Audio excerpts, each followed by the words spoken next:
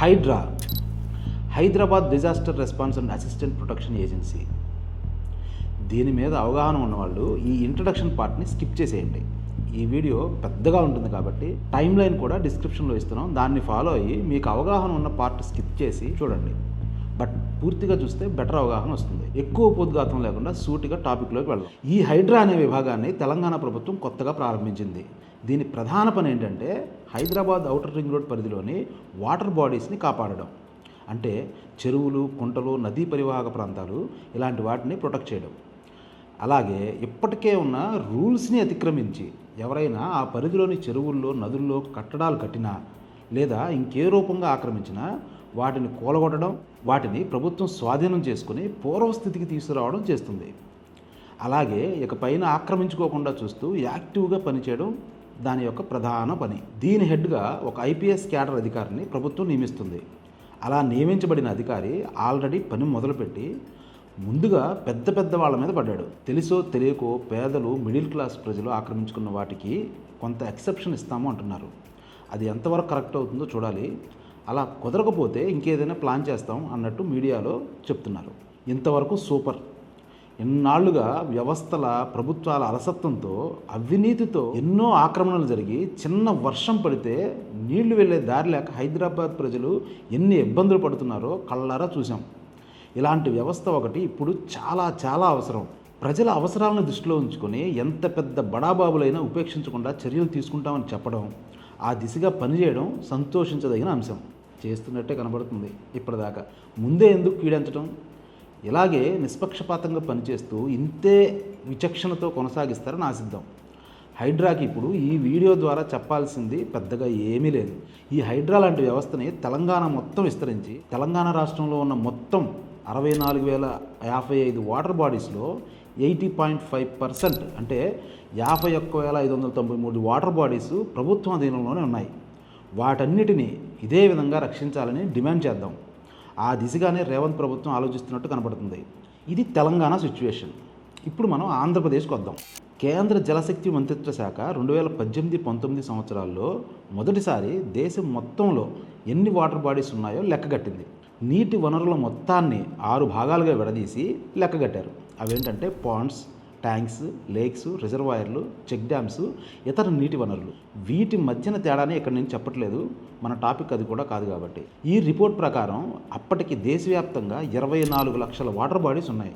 అందులో ఆంధ్రప్రదేశ్ రాష్ట్రంలో 1,90,777 water bodies ఉన్నాయి. ఇందులో 99.7% అంటే 1,90,263 రూరల్ ఏరియాస్లోనే ఉన్నాయి. మొత్తం వాటర్ బాడీస్లో 57.2% ప్రైవేట్ వ్యక్తుల అధీనంలో ఉన్నాయి. అంటే వాళ్ళ పొలాల్లో చెరువులు, గుంతలు తవ్వుకోవడం చేస్తారు కదా, అలాంటివి. మిగిలిన 42.8% అంటే 81,703 వాటర్ బాడీస్ ప్రభుత్వ అధీనంలో ఉన్నాయి. ఈ మొత్తం వాటర్ బాడీస్లో న్యాచురల్గా ఫామ్ అయినవి 26,016. మిగిలిన 1,64,766 వాటర్ బాడీస్ మనిషి తన అవసరాల కోసం తయారు చేసుకున్నవే. ఇంతకు మించి లెక్కలు చెప్తే జనాలకు చిరాకు వస్తుంది చూడడానికి. అందుకే ఇక్కడతో ఆపేస్తున్నా. ఎవరికైనా ఇంట్రెస్ట్ ఉంటే పూర్తి సమాచారం ఉన్న లింక్ డిస్క్రిప్షన్లో ఇస్తున్నాం, చూడండి. ఇప్పుడు అసలు విషయానికి వద్దాం. ఆంధ్రప్రదేశ్ ప్రభుత్వ అధీనంలో ఉన్న 81,703 వాటర్ బాడీస్ సేఫ్గానే ఉన్నాయా, ఎలాంటి ఆక్రమణలు గురి కాకుండానే ఉన్నాయా అనేది అసలు ప్రశ్న. ఒక్కొక్కటి పరిశీలించి చూస్తే కానీ మనం ఎలాంటి సిచ్యువేషన్లో ఉన్నామో అర్థం కాదు. ఏంటి మాస్టారు, ఇప్పుడు 81,000 వాటి గురించి చెప్తారా ఏంటి? అన్నీ కాదులే మాస్టారు, కొన్ని చూద్దాం. ఈ విశ్లేషణ మొత్తాన్ని మీ రాజకీయ ప్రాధాన్యతలు, వ్యక్తిగత రాజకీయ ఇష్టాలు పక్కన పెట్టి ఒక పౌరుడిగా, ఒక మనిషిగా మన ప్రయోజనాలు దృష్టిలో ఉంచుకొని చూడండి. కాస్త టైం కేటాయించండి. ఇది మన అందరికీ చాలా చాలా అవసరమైన సమాచారం. మేము కూడా ఈ విశ్లేషణ ఎలాంటి రాజకీయ ఉద్దేశాలతో చేయట్లేదు. కేవలం మనందరి ప్రయోజనాలు, మన అందరి మంచి కోసమే చేస్తున్నాం. పూర్వాపరాలు చర్చించే ముందు 2014లో జరిగిన ఒక ట్రాజడీ గురించి చర్చించడం చాలా అవసరం. అదేంటంటే బియాస్ రివర్ డిజాస్టర్. హైదరాబాద్లోని VNR Vignana Jyothi institute of engineering and టెక్నాలజీలో సెకండ్ ఇయర్ చదివే 48 మంది విద్యార్థులు, 3 కాలేజ్ స్టాఫ్ కలిసి షిమ్లా, మనాలి ఎడ్యుకేషనల్ అంటే విహారయాత్రకు వెళ్ళారు. షిమ్లాకి దగ్గరలోనే తలౌట్ అనే ప్రాంతంలో బియాస్ నదిలో రాళ్ల మీద ఎక్కి కొంతమంది ఫొటోస్ దిగడానికి వెళ్ళారు. ఇంతలో పైన ఉన్న లార్జీ హైడ్రో ఎలక్ట్రిక్ ప్రాజెక్ట్ నుండి ఎలాంటి ముందస్తు హెచ్చరికలు లేకుండా నీళ్లు వదిలేశారు. సాధారణంగా నీళ్లు వదిలేటప్పుడు హార్న్ మోగించడం చేస్తారు, కానీ ప్రత్యక్ష సాక్షులు చెప్పింది ఏంటంటే ఆ రోజు ఎలాంటి హార్న్ మోగించలేదని. పోనీ ఈ నీళ్లను వదిలింది ఏమన్నా అత్యవసర పరిస్థితుల్లో అంటే అది కూడా కాదు, విద్యుత్ ఉత్పత్తి కోసం వదిలారు.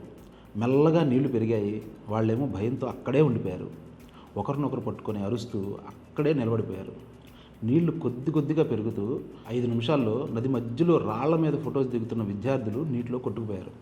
కొంతమంది ఎలాగోలా బయటపడినా టూర్ ఆపరేటర్తో కలిసి మొత్తం 24 మంది ఈ లోకాన్ని సరిగా చూడని విద్యార్థులు చనిపోయారు. వాళ్ళ జీవితంలో ఇదే మొదటి ట్రిప్ కూడా అయి ఉండొచ్చు. ఇంటర్ దాకా ఎలా రుద్దుతారో తెలిసిందే కదా మనకి. విషాదం ఏంటంటే వీళ్ళ బాడీస్ని వెలికి తీయడానికి దాదాపు వారం రోజులు పట్టింది. ఈ పిల్లల తల్లిదండ్రులు అక్కడికి వెళ్ళి వాళ్ళ బాడీస్ కోసం ఎదురు చూసి ఆశలు వదిలేసుకొని వెళ్ళిపోయారు. అత్యంత విషాదం ఏంటంటే ఒక బాడీ అసలు దొరకనే లేదు. వాళ్ళ పరిస్థితి ఎలా ఉంటుందో ఆలోచించండి. ఇంత జరిగాక కోర్టు 20 లక్షల ఎక్స్గ్రేషియా ప్రకటించి 60% ఆ లార్జీ హైడ్రో పవర్ ప్రాజెక్ట్ వాళ్ళని, 30% కాలేజీని, 10% హిమాచల్ ప్రభుత్వాన్ని ఇవ్వమంది. అంతే, అక్కడితో అందరి బాధ్యత తీరిపోయింది. దీని నుండి మనం నేర్చుకున్నది ఏంటి? ఇలాంటి భావి పౌరుల ప్రాణాలు పోకుండా ఏం చేశాం? ఈ ప్రభుత్వాలు ఏం చేస్తున్నాయి? సరిగ్గా ఈ సంఘటన జరగడానికి ఏడాది క్రితం అంటే జూన్ 16, 2013న ఒక అతిపెద్ద విషాద సంఘటన జరిగింది. ఇది మన కాలంలోనే మనం చూసిన అతిపెద్ద విషాదమైన 2004 సునామీ తర్వాత ఇదే అతిపెద్దదంట. దాదాపు 6,000 మంది చనిపోయారు. ఆ బియాస్ నది ఉదంతం మానవ తప్పిదం అయితే ఇది ప్రకృతి చేసిన విషాదం. 2013 నార్త్ ఇండియా ఫ్లడ్స్. ఈ వరదలు ఎంతలా వచ్చాయంటే ఒక్క సంవత్సరంలో పడాల్సిన వర్షాలు కేవలం ఒక్క నెల రోజుల్లోనే పడితే పరిస్థితి ఎలా ఉంటుందో ఆలోచించండి. ఇంతలా వర్షాలు పడేసరికి హిమాచల్ ప్రదేశ్, హర్యానా, ఢిల్లీ, ఉత్తరప్రదేశ్, నేపాల్, టిబెట్లోని కొన్ని ప్రాంతాలు తీవ్రంగా ఎఫెక్ట్ అయ్యాయి. మొత్తం 4,000కు పైగా గ్రామాలు నీటిలో మునిగి తేలాయి. దీనికి తోడు ఈ వర్షాలకి కొండ చర్యలు విరిగిపడడం కూడా జరిగింది. పెద్ద పెద్ద రాళ్ళు కొండల మీద నుంచి దొర్లుకుంటూ వచ్చేసాయి, అచ్చంగా మొన్న కేరళలో జరిగినట్టు. ఇక్కడ గమనించాల్సిన విషయం ఏంటంటే భారతీయులందరికీ ఇష్టమైన టూరిస్ట్ పాయింట్స్, హిందువులు అమితంగా ఇష్టపడే తీర్థయాత్రల ప్రదేశాలు ఈ మునిగిన గ్రామాల్లో చాలా ఉన్నాయి. అందులో ముఖ్యమైనది కేదార్నాథ్. ఈ ఒక్క గుడి దగ్గర జరిగిన విధ్వంసం, దాని భౌగోళిక పరిస్థితులు చూస్తే ఆ రోజు ఏం జరిగిందో మనకు అర్థమవుతుంది. ఇంతటి విషాదానికి కారణాలేంటో తెలుసుకోగలుగుతాం. ఇది కేదార్నాథ్ టెంపుల్. వరదలు వచ్చినప్పుడు ఈ టెంపుల్ అంతా దాదాపుగా ఈ ప్రాంతం వరకు మునిగిపోయి నీళ్లు పారినాయి అన్నమాట. అసలు ఇలా ఎందుకు జరిగిందో ఒకసారి దీని భౌగోళిక పరిస్థితిని చూద్దాం. చూడండి, దీని చుట్టూ అంతా మంచు కొండలే. ఈ గ్రీనరీ కూడా మంచుతో కప్పబడిపోయి ఉంటుంది చలికాలంలో. సో ఈ వరదలు వచ్చినప్పుడు ఇటుపక్క నుంచి అలాగే ఇటుపక్క నుంచి ఈ కాలం ఉంది కదా, ఇక్కడ నుంచి జనరల్గా వాటర్ ఫ్లో అవుతూ ఉంటాయి చిన్నగా కరిగినప్పుడు. కానీ వర్షాలు పడి ఫుల్ ఫ్లో వచ్చినప్పుడు ఈ మంచంతా కరిగిపోయి ఈ లెవెల్ వరకు, అంటే దాదాపుగా ఈ లెవెల్ వరకు నీళ్లు పారినాయి. సో ఈ గుడి ఉన్న ప్లేస్ని చూడండి. ఇది కరెక్ట్గా కొండల మధ్యలో నీరు ప్రవహించే మార్గంలోనే గుడి కట్టబడి ఉంది. ఈ టెంపులే కనుక ఈ కొండపైన ఉంటే ఇది మునిగిపోయే పరిస్థితి ఉండదు. నీళ్లు కరిగి ఎక్కడైతే లోతట్టు ప్రాంతం ఉంటుందో ఆ లోతట్టు ప్రాంతంలోనే ఈ టెంపుల్ ఉండడం వల్ల నీళ్ళన్నీ ఈ గుడి ఈ ప్రాంతం వరకు చేరిపోయాయి. దాంతోపాటు ఏం జరిగిందంటే చుట్టుపక్కల ఉన్న ఈ రాళ్ళన్నీ పైనుంచి కొండలో నుంచి కొట్టుకొచ్చేసి ఈ టెంపుల్ మార్గంలో వచ్చేసినాయి. అలా కొట్టుకొచ్చిందే ఈ పెద్ద బండరాయి. ఇప్పుడు ఈ రాయికి కూడా ఇక్కడ ప్రజలంతా భక్తులు పూజలు చేస్తూ ఉన్నారు. ఎందుకంటే ఈ టెంపుల్ని కాపాడింది ఈ రాయి అని ఇప్పుడు భక్తులు నమ్ముతున్నారు. ఇప్పుడు గ్లోబల్ వార్మింగ్ కారణంగా ప్రతి ఏడాది టెంపరేచర్లు పెరిగిపోతూనే ఉన్నాయి. సో ఈ టెంపరేచర్లు పెరగటం మూలంగా ఈ మంచు కొండలు కూడా రెగ్యులర్గా కరిగిపోతూ ల్యాండ్ స్లైడింగ్స్ జరగడానికి అలాగే వరదలు ఎక్కువగా రావడానికి ఛాన్సెస్ ఉన్నాయి. సిచ్యువేషన్ ఇలా ఉంటే మళ్ళీ వరదలు రావు అని ఎవరైనా గ్యారంటీ ఇవ్వగలరా? దీన్ని వరదల నుంచి కాపాడతాము అని అక్కడ ప్రభుత్వాలు కానీ లేదా ఇంకెవరైనా కానీ గ్యారంటీ ఇవ్వగలరా? కనీసం ఈ టెంపుల్లో కొలువైన శివుడైనా గ్యారంటీ ఇవ్వగలరా? ఆ శివుడికి ఉన్న పేరే డిస్ట్రాయర్ అని. మళ్ళీ వరదలు కానీ అట్లాంటి లాస్ట్ టైం వచ్చిన పరిస్థితులే వస్తే ఈ టెంపుల్ పరిస్థితి ఏంటి, ఇక్కడున్న ప్రజల పరిస్థితి ఏంటి, ఇక్కడే నివాసం ఉంటున్న చాలామంది, ఇదిగోండి ఇక్కడ ఇళ్ళున్నాయి చూసారా, వీళ్ళంతా ఇక్కడ నివాసం ఉంటారు, వీళ్ళ పరిస్థితి ఏంటి?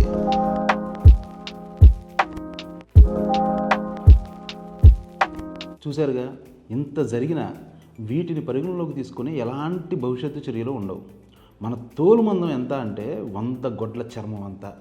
ఇవి ఎక్కడో కదా జరిగింది, మనం ఏం చేస్తాం అనుకోవచ్చు. అక్కడికే వస్తున్నాం. నిన్న కాక మొన్న విజయవాడకు వచ్చిన విపత్తుకి కారణం ఏంటి? ఈపాటికే కొంతమందికి అవగాహన వచ్చే ఉంటుంది. ఖమ్మం జిల్లాలో కొండల్లో పుట్టి కృష్ణా జిల్లా కొల్లేరులో కలిసే బుడమేరు వాగు, అవును అది వాగే, నది కాదు, విజయవాడలోని దాదాపు 6 లక్షల మందిని ముంచేసింది. 6 లక్షల మందిని. దీనికి కారణం ఏమని చెప్తున్నారు అంటే, ఇప్పటిదాకా ఎప్పుడూ రానంత ప్రవాహం వచ్చిందని, ఆ వాగు ప్రవహించే దారి భారీగా ఆక్రమణకు గురైందని చెప్తున్నారు. బుడమేరు గేట్లు ఎత్తారని జగన్, గేట్లే లేవని చంద్రబాబు మీడియా ముఖంగా చెప్పారు. మరి ఈ గేట్లు ఉన్నాయా లేవా? అర్ధరాత్రి వీటిని ఎత్తారని వస్తున్న ఆరోపణలో నిజమెంత? వాస్తవానికి బుడమేరు నీటిని కిందకు అంటే విజయవాడలోకి రాకుండా ఉండేందుకు గేట్లు అమర్చారు. సరిగ్గా పోలవరం కుడికాలువ బుడమేరులో కలిసే దగ్గర ఈ గేట్లు అమర్చారు. బుడమేరు నీళ్లు ఈ గేట్లు మూసినప్పుడు పోలవరం కాలువలోకి ప్రవహించి దాని ద్వారా కృష్ణానదిలో కలిసేలా నిర్మించారు. నిపుణులు చెప్తుంది ఏంటి అంటే, కృష్ణానది ప్రవాహం కూడా బుడమేరులోకి ఎదురు వచ్చాయని. అందుకే ఈ నీటి ప్రవాహాన్ని కంట్రోల్ చేయలేక గేట్లు ఎత్తారని వస్తున్న ఆరోపణలకి ప్రభుత్వం ఎందుకు సమాధానం ఇవ్వట్లేదు? గండ్లు పడడమే కారణంగా చూపుతున్నా గేట్లు ఎత్తారా లేదా అని చెప్పాలి కదా. ఈ గండ్లు పడడం గురించి గుర్తుపెట్టుకోండి. మళ్ళీ ఇక్కడికి వద్దాం. ఇది విజయవాడ, ఇది ఖమ్మం జిల్లా. ఈ ఖమ్మం జిల్లా బోర్డరు ఇట్లా ఒక కొసలాగా వస్తుంది, మైలవరం దగ్గరగా వస్తుంది. ఇప్పుడు ఈ బుడమేరు అనేది ఈ కొండల్లో ఇక్కడెక్కడో ఈ కొండల్లో పడిన వర్షాలకు పుట్టి ఇది విజయవాడ దాకా చేరుతుంది బుడమేరు వాగు ద్వారా. ఎగ్జాక్ట్గా ఈ వెలగలేరు కింద ఈ బుడమేరు వాగు పోలవరం కాలువలో కలుస్తుంది. ఇదిగోండి ఇక్కడ పోలవరం ఇట్లా వచ్చి పోలవరం కాలువ ఇది, ఈ కాలువలో కలుస్తుంది. ఇక్కడ గేట్లు ఉన్నాయి, ఇవన్నీ క్లియర్గా కనపడుతున్నాయి. ఇక్కడ గేట్స్ ఉంటాయి. యాక్చువల్గా ఈ గేట్లన్నీ క్లోజ్ చేసి ఉంటాయి. ఈ నీరు అంతా వచ్చి ఇందులో నుంచి ఈ ప్రవాహం ఈ పోలవరం కాలువలో కలిసి జనరల్గా ఇలా కృష్ణానదిలో కలుస్తాయి. ఇక్కడ కృష్ణానదికి 11 లక్షలకు పైగా క్యూసెక్స్ వరద రావడం, ఖమ్మం జిల్లాలో వర్షాలు పడి బుడమేరులో కూడా ప్రవాహం రావడంతో నుంచి వస్తున్న నీళ్లు ఈ కృష్ణానదిలోకి వెళ్ళడం కాకుండా ఇక్కడ ఎదురుతన్ని, ఎంత ప్రవాహం ఎదురుతన్ని ఈ నీళ్లు ఇందులోకి ఎదురెళ్ళడం మొదలైంది. సో అలా ఎదురు వెళ్ళటం మూలంగా ఈ వెలగలేరు దగ్గర ఈ లాకులు ఎత్తాల్సిన పరిస్థితి వచ్చింది. ఇప్పుడు ఈ లాకులు ఎత్తారు. ఈ ప్రవాహంతో ఈ బుడమేరు కాలువ నిండా ప్రవహించి విజయవాడకి చేరింది.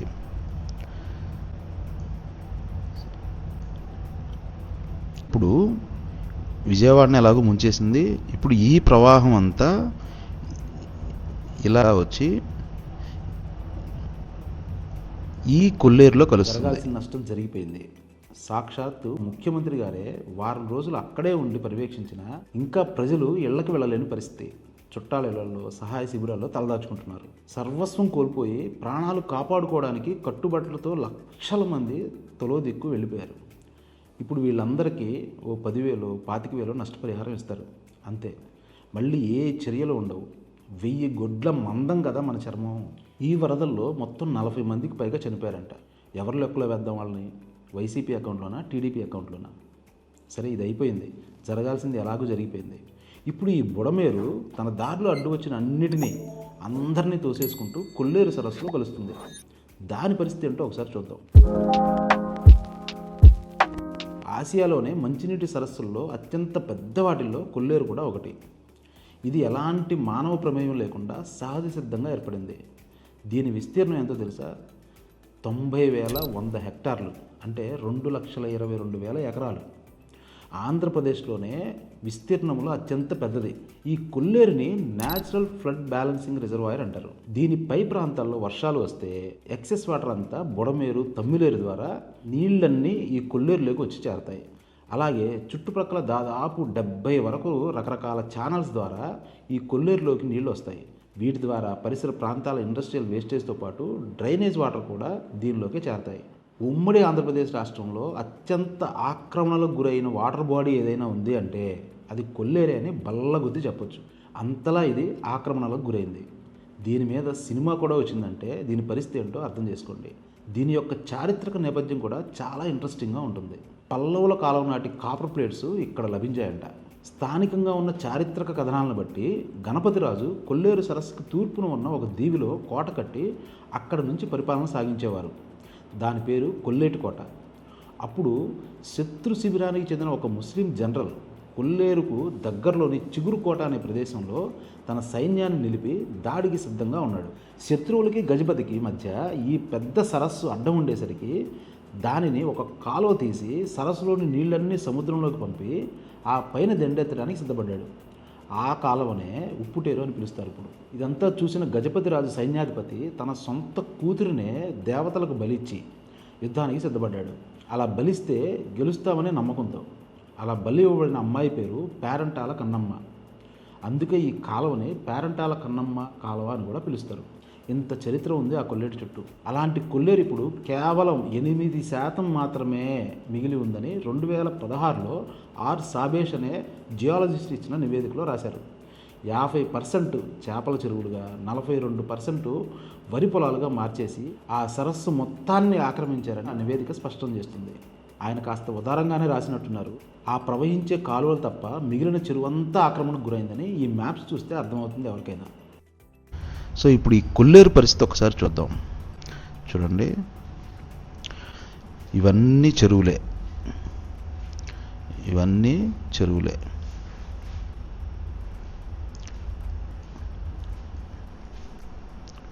మొత్తం కొల్లేరునంతా ఆక్రమించి కట్టేసిన చెరువులు ఇవన్నీ. మీరు టైం ల్యాబ్స్ చూశారు కదా, ఆ టైం ల్యాబ్స్లో చూస్తే మనకి గతంలో ఎలా ఉండేది, ఇప్పుడు ఎలా ఉంది అనేది పరిస్థితి క్లియర్గా అర్థమవుతుంది. తమ్మిలేరు అనే ఇంకొక ఇది కూడా వచ్చి ఈ కొల్లేరులో కలుస్తుంది. ఇటు నుంచి బుడమేరు, ఇటు నుంచి తమ్మిలేరు వచ్చి ఈ న్యాచురల్గా ఫామ్ అయిన కొల్లేరు సరస్సుకి నీటిని సీజనల్గా అందిస్తూ ఉంటుంది. ఈ కొల్లేరు నీళ్ళు, ఎక్సెస్ నీళ్ళు ఉప్పుటేరు నుంచి ఇది ఈ ఉప్పుటేరు దారి, ప్రవాహదారి, ఇది ఇక్కడ సముద్రంలో కలుస్తుంది. ఇప్పుడు ఈ కొల్లేరుని చూడండి, ఇంత దారుణంగా ఈ కొల్లేరంతా సాగులు చేసుకుంటూ ఉంటే ఇదంతా ఎక్కడికి పోవాలి? ఇదంతా మునగదా? వీళ్ళందరూ మునగరా? ఇదంతా కొల్లేరులోనే, ఇదంతా కొల్లేరే. ఎంత ఆక్రమణకు గురైందో చూడండి. చూశారుగా, ఇంతలా ఆక్రమణకు గురైనా ప్రస్తుతం ఎవరు దాని వైపు కన్నెత్తి కూడా చూడరు. ఎందుకంటే అవన్నీ ప్రస్తుత రాజకీయ నాయకుల అధీనంలోనే ఉంటాయని వేరే చెప్పక్కర్లేదు. 1982లో ఈ కొల్లేరులో ఆక్రమణను తొలగించడానికి ప్రభుత్వం ఒక కమిటీ వేసింది. దాని పేరు కొల్లేరు లేక్ డెవలప్మెంట్ కమిటీ. ఆ రోజుల్లోనే 300 కోట్లు కేటాయించి ఈ కమిటీ ద్వారా కొల్లేరు ప్రక్షాళన చేయాలని భావించారు. వాళ్ళు ఆ పని ప్రారంభించగానే అక్కడ చేపల చెరువులు నడిపే వాళ్ళు కోర్టుకు వెళ్ళారు. వాళ్ళ వాదన ఏంటంటే చేపల చెరువుల వల్ల లేక్ పాడవడం లేదు, చుట్టుపక్కల ఉన్న ఇండస్ట్రీస్ నుండి వస్తున్న వ్యర్థాల వల్ల, ఆ ప్రాంతంలోని ఇళ్ల నుండి వస్తున్న మానవ వ్యర్థాల వల్ల కొల్లేరు పాడవుతుంది అని. అన్ని వాదనలు విన్న కోర్టు తన ఆనవాయితీ ప్రకారం చాలా త్వరగా, అంటే 2006లో సెంట్రల్ ఎంపవర్డ్ కమిటీ CECని వేసి దాని ద్వారా మొత్తం ఆక్రమణను తొలగించమని తీర్పిచ్చింది. కనీసం 5వ కాంటూరు వరకు తొలగించాలని లక్ష్యంగా పెట్టుకున్నారు. అంటే సరస్సు కనీస లోతులో నీళ్లు ఉండేలా చూడాలని అర్థం. అయినా ఇప్పటికీ ఆ చెరువులు అలానే ఉన్నాయి. వాటిని తొలగించే పని జరగలేదు. వాటి జోలికి వెళ్తే ప్రభుత్వాలే కూలిపోయే పరిస్థితి. మరి పర్యావరణ పరిస్థితి ఏంటి? దాన్ని ఎలా పరిరక్షించేది? ఎవరు రక్షించేది? ఈ చేపల చెరువులు, రొయ్యల చెరువుల్లో వాటి పెంపకం కోసం వాడే ఫీడ్ వల్ల చాలా పర్యావరణ విధ్వంసం జరుగుతుందని ఎంతమంది నిపుణులు చెప్తున్నా పట్టించుకునే వాళ్ళే లేరు. సహజ సిద్ధంగా వేల ఏళ్ల నుండి మనుగడలో ఉన్న ఈ కొల్లేరు సరస్సు గత 50 ఏళ్లలో తన పూర్తి స్వభావాన్ని మార్చేసుకుని కనుమరుగైంది. ఎక్కడో యూరప్ నుండి, రష్యా నుండి, సెర్బియా నుండి, సౌత్ ఈస్ట్ ఏషియాల నుండి అనేక రకాల పక్షులు 100 ఏళ్లుగా వలస వచ్చే ప్రదేశం ఇది.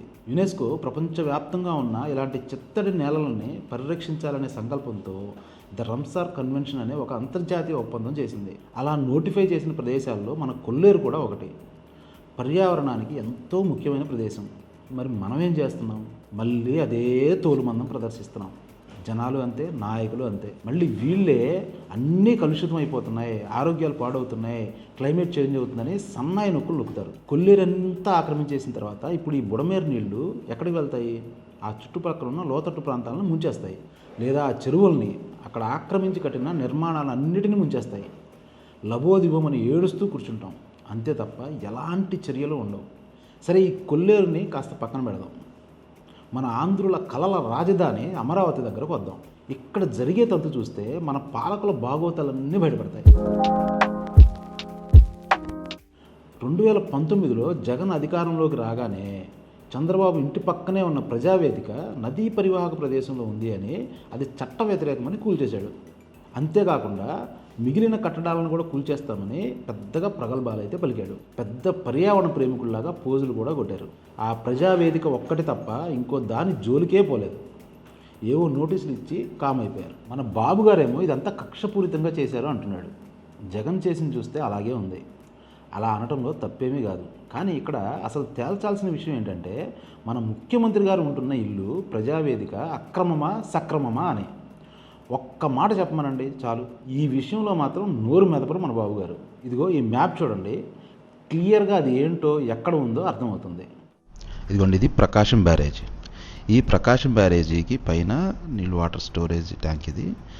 ఈ స్టోరేజ్ ట్యాంక్కి ఇక్కడ కరకట్ట ఉంటుంది. అంటే ఈ కరకట్ట దగ్గర దగ్గర దీనికి మధ్యలో సుమారుగా ఒక 6 feet 7 feet హైట్ ఉంటుంది. ఇక్కడ ఈ కరకట్ట ఎందుకు కట్టారంటే, ఇక్కడ దాటి నీళ్లు ఇటు రాకుండా ఉండడం కోసం ఇది ఒక కట్ట కట్టారనమాట గతంలో ఎప్పుడో.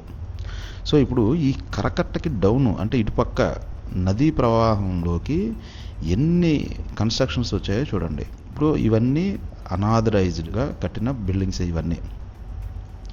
ఇది ఇస్కాన్ వాళ్ళ ఒక ఆశ్రమం అనుకోండి.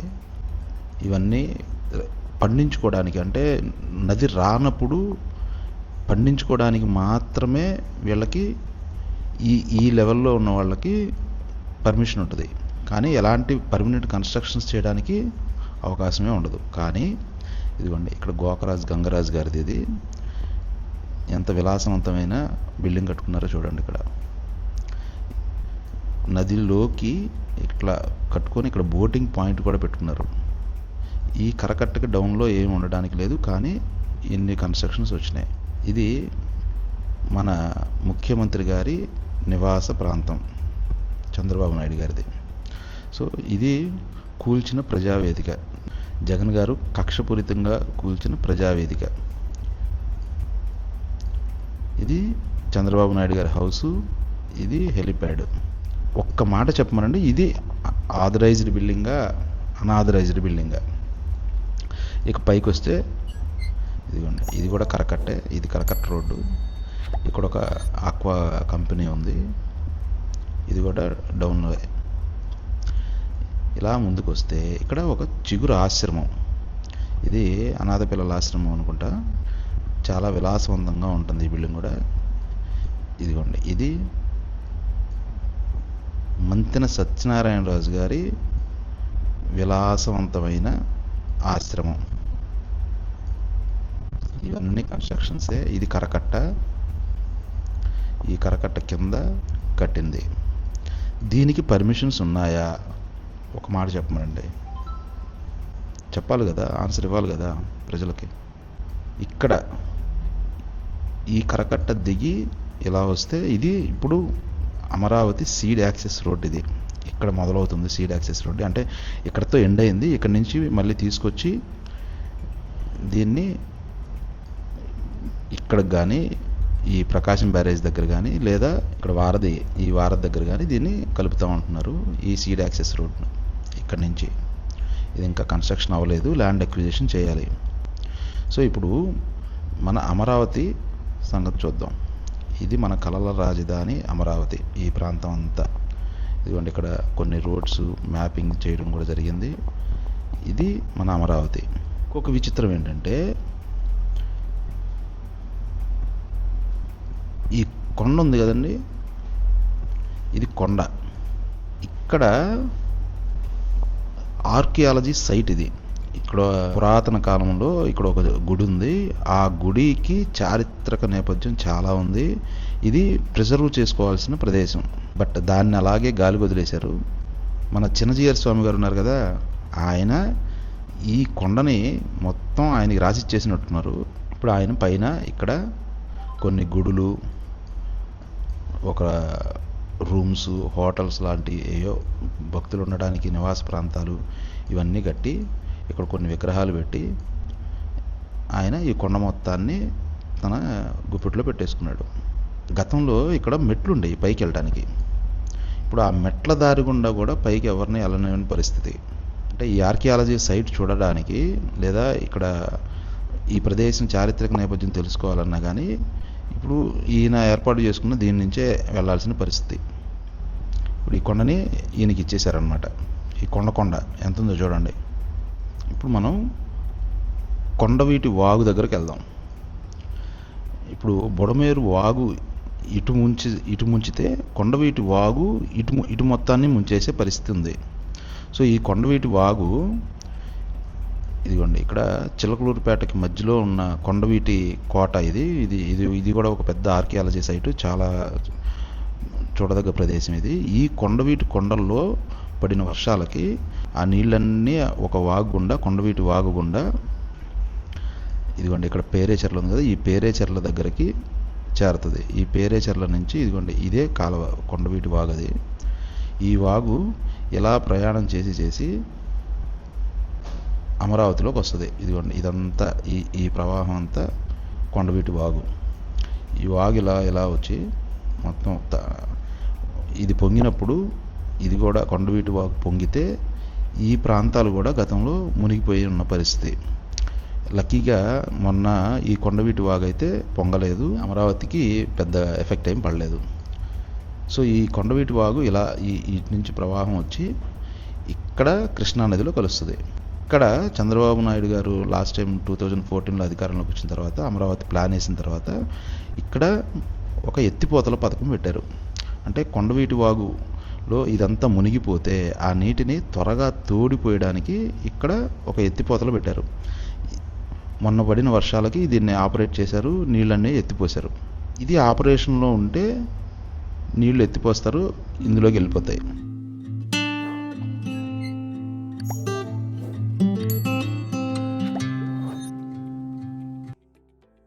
అసలు విషయం ఏంటంటే ఈ కొండవీటి వాగులోనూ వర్షాలు పడి, ఈ బుడమేరులో వర్షాలు పడి, సాగర్ నీళ్లు అట్లాగే ఆ సాగర్లో వస్తే కనుక అమరావతి ఖచ్చితంగా మునిగిపోయే అవకాశమే ఉంది.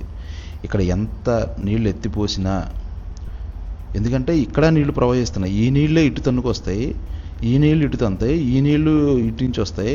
అప్పుడు అమరావతి మునగకుండా ఉండడం అనేది అవని పని. ఖచ్చితంగా ఎంతో కొంత ఎఫెక్ట్ అవుతుంది. అది 2 రోజులు ఉంటాయా 3 రోజులు ఉంటాయా అనేది చెప్పలేం కానీ, బట్ ఇదంతా అయితే ఒకప్పుడు 3 పంటలు పండే ప్రాంతం. ఈ పైనున్న కాలువల ద్వారా 3 పంటలు పండే ప్రాంతం అనమాట. ఇప్పుడు బాబు గారు ఇదంతా కాంక్రీట్ పోసేసి కన్స్ట్రక్షన్ చేద్దాం అనుకున్నారు. మరి ఆయన దీన్ని ఎందుకు సెలెక్ట్ చేసుకున్నారు అనేది ఒక పెద్ద మిస్టరీ. ఇప్పుడు మనం దాని జోలికి వెళ్ళలేము, ఎందుకంటే ఇది ఆల్రెడీ ఇక్కడ కొన్ని వేల మంది రైతులతో ముడిపడి ఉన్న వ్యవహారం కాబట్టి ఇప్పుడు మనం దాన్ని కదిలించే పరిస్థితి కూడా లేదు. ఈ ప్రాజెక్ట్ రిపోర్ట్ చూడండి. ఈ రిపోర్ట్లో కొండవీటి వాగుని ఎక్స్టెన్షన్ చేస్తాము అని చెప్పి ఒక ప్రణాళిక కూడా వేసుకున్నారు.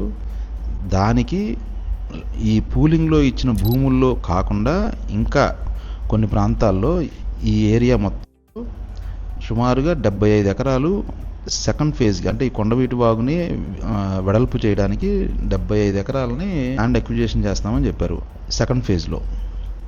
సో అది కూడా కంప్లీట్ చేస్తే ఈ కొండవీటి వాగు ముంపుని కొంత తప్పించుకోవచ్చు అనేది ఆలోచన. ఎవరెన్ని చెప్పినా బాబు పట్టించుకోలేదు. ఆయన విజన్ అయింది. సరే, ఇంతమంది రైతులు నచ్చకో తమ భూములు ఇచ్చేశారు. ఇప్పుడు పులి మీద స్వారీ ఇది. దాన్ని వద్దని అనలేము, అక్కడ జరుగుతున్నది చూస్తూ కామ్గాను ఉండలేము. ప్రస్తుతం ఆ 29 గ్రామాల్లోని వేల మంది రైతులు దిక్కుతోచని స్థితిలో ఉన్నారు. బాబు గారి స్ట్రాటజీ అలానే ఉంటుంది. మరి బాబు గారి విజన్కి ఈ రైతులే Z+++ సెక్యూరిటీ. ప్రభుత్వాన్ని నమ్మి ఇచ్చారు కాబట్టి ఇక్కడ చంద్రబాబు అనే వ్యక్తి అసలు మ్యాటరే కాదు. అదే ఆయనకు అధికారం లేకుండా ఎప్పటికీ ఇక అధికారంలోకి రాడు అని తెలిస్తే ఒక్క రైతైనా ఒక్క ఎకరమైనా ఇస్తాడా? ఎవడు. సో ప్రభుత్వాన్ని నమ్మి భూములు ఇచ్చినప్పుడు దాని పూర్తి బాధ్యత ప్రభుత్వానిదే. ఆ బాధ్యతని జగన్ ప్రభుత్వం నిర్వర్తించలేదు, ఇంకో ప్రణాళిక అమలు చేయలేదు. ఇప్పుడు బాబు గారు సత్వరంగా పర్యావరణ హితంగా అమరావతి రాజధాని విషయంలో ఎలా ముందుకెళ్తారో వేచి చూద్దాం. ఇదే టాపిక్ అవసరమైన ఇంకొన్ని విషయాలు చూసి ఈ వీడియో ఎండ్ చేద్దాం. ఇప్పటిదాకా చూసినందుకు థ్యాంక్స్. ఈ కంటెంట్ నచ్చితే, మేము పెట్టిన ఎఫర్ట్స్ నచ్చితే ఒక లైక్ చేయండి, మీ సర్కిల్లో ఈ వీడియోని షేర్ చేయండి. సుమారు 1968 సంవత్సరం చివరిలో ఒక 30 గ్రామాలను ఖాళీ చేయించి దాదాపు 92,800 ఎకరాల భూమిని ప్రభుత్వం ఈ ఇస్రో సంస్థను స్థాపించడం కోసం తీసుకోవాలని చూసింది. కానీ అక్కడ ప్రజలు ఒప్పుకోలేదు. అక్కడ ఉన్న వాళ్ళల్లో ప్రతి కుటుంబానికి కొంత భూమి ఉండేది. దాదాపు 20,000 జనాభా. ఇంత చక్కని ప్రదేశాన్ని, సహజ సంపదని, తరతరాల జ్ఞాపకాలను వదులుకోవడానికి ఎవ్వరికి మాత్రం మనసు ఒప్పుతుంది? వాళ్ళు తిరగబడ్డారు, భూములు ఇవ్వమన్నారు. ప్రభుత్వం ఎన్ని ప్రయత్నాలు చేసినా ప్రజలు ఖాళీ చేయమన్నారు. స్థానిక నాయకులు ప్రజల్ని ఒప్పించే పని చేసినా ఒప్పుకోలేదు. చివరికి సైన్యాన్ని దించి అరాచకంగా ఖాళీ చేయించారు. అయినా కొంతమంది అక్కడే ఉండడంతో ఓ రోజు అర్ధరాత్రి గ్రామాల మీద బాంబులు వేస్తారని ప్రచారం చేయించి భయపెట్టి ఒక్కరు కూడా లేకుండా అందరినీ తరిమేసి ఆ భూమిని సొంతం చేసుకున్నారు. తర్వాత ప్రజలు చేసిన కొన్ని పోరాటాల ఫలితంగా ప్రభుత్వం వీళ్ళందరికీ కొంత భూమిని ఇవ్వడానికి ఒప్పుకొని పట్టాలు అంటే బీఫారాలు ఇచ్చి తరలించింది. కానీ వీళ్ళు వదులుకున్నవి పట్టా భూములు. శ్రీహరికోట నుంచి ఖాళీ చేయించి వీళ్ళకి నెల్లూరు దగ్గరలో సుమారు 150 ఎకరాల భూములు ఇచ్చారు. కానీ ఈ గ్రామాల ప్రజలు వదులుకున్నది 92,800 ఎకరాలు. మొత్తం వీళ్ళ భూమి కాకపోయినా వీళ్ళు సాగులోకి చేసుకునేది వీళ్ళ పరివాహక ప్రాంతం అంతా అది. అంటే వాళ్ళ సంపదనే అదంతా అనుకోవాలి. వీళ్ళ గేదెలు, మేకలు అన్నీ మేపుకునేది ఆ పరిసరాల్లోనే. కాబట్టి ఆ భూములు వాళ్ళ అధీనంలోనే ఉన్నాయనే భావించాలి. రోజులు గడిచాయి. బ్రతికున్న శవాల్లాగా జీవించారు వాళ్ళు. వ్యవసాయం లేదు, పశువులన్నిటిని వదిలేసి వచ్చేశారు. దిక్కుచోతని స్థితిలో చాలామంది వలసబాట పట్టారు. ప్రభుత్వం ఇచ్చిన పనికిరాని స్థలాలని అలాగే వదిలేసి సగం మంది పట్టణ ప్రాంతాలకు వలస వెళ్ళిపోయారు. అక్కడే ఉన్నవాళ్ళు ప్రతిరోజు 30 కిలోమీటర్ల దూరం వెళ్ళి కూలీ పని చేసుకుంటూ జీవించేవాళ్ళు. వీళ్ళ మీద ఈసారి ప్రకృతికి కోపం వచ్చింది. 1984లో పెద్ద తుఫాను వచ్చి ఉన్న గుడిసెలు, చెంబు, తెపాలాలతో సహా కొట్టుకెళ్ళిపోయాయి. తుఫాను తర్వాత వీళ్లలో ఏ ఒక్కరి దగ్గర ప్రభుత్వం ఇచ్చిన బీఫారం పట్టాలేదు.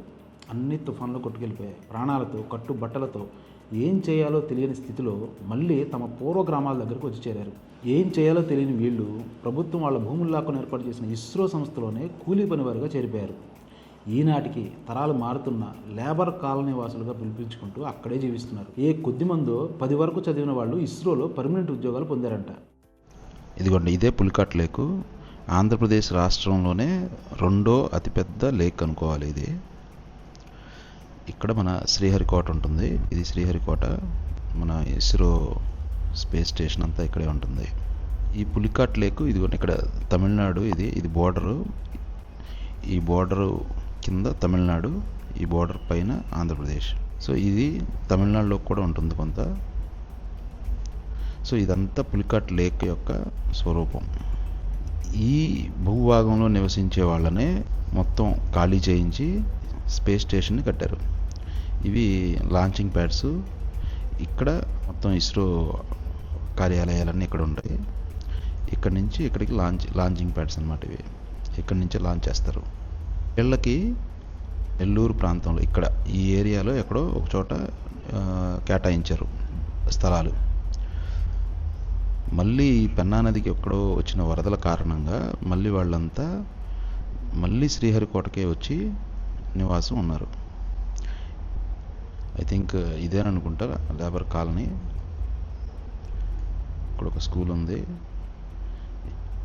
ఈ ఏరియాలోనే ఇందులో పనిచేసే వర్కర్స్ అంతా, అంటే లేబర్ వర్క్ చేసే వాళ్ళంతా ఇక్కడ ఉంటారు.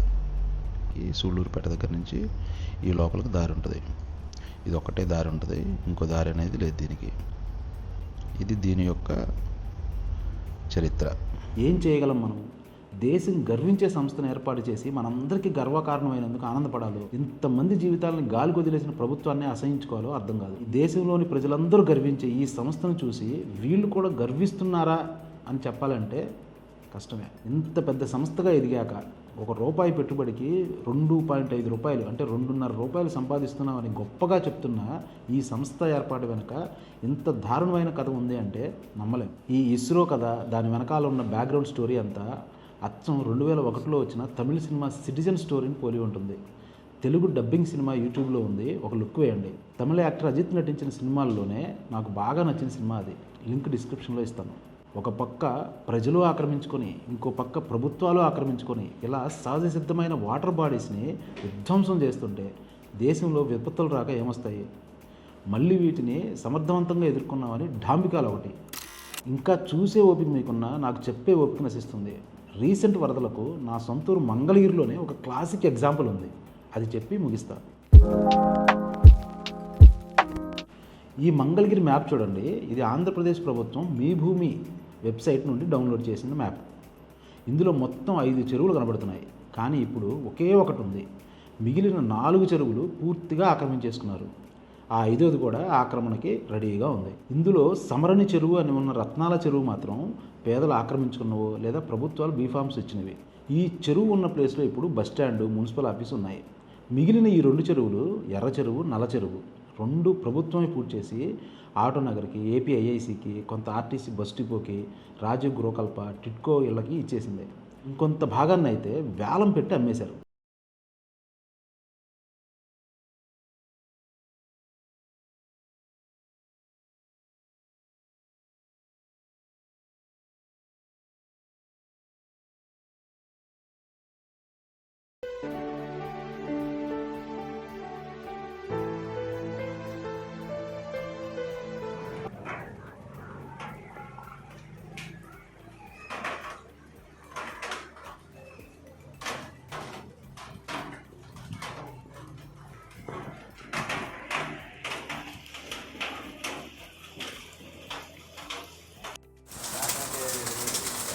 చాలా ప్రమాదం ఇది భవిష్యత్తులో.